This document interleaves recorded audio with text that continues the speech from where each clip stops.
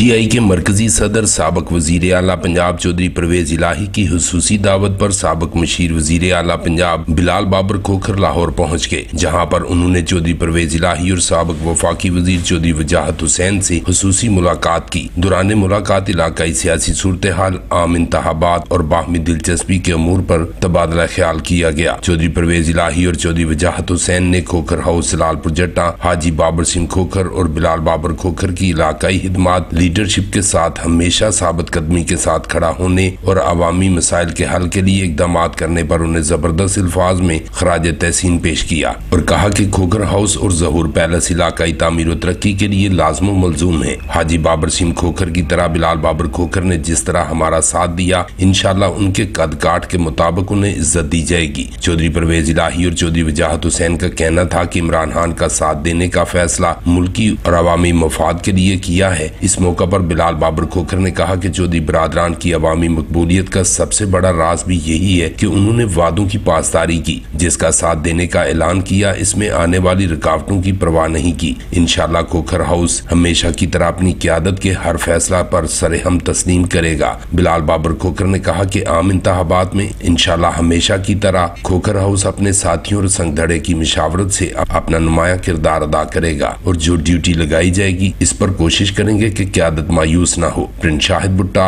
BB1 news, Jalalpur जट्टा।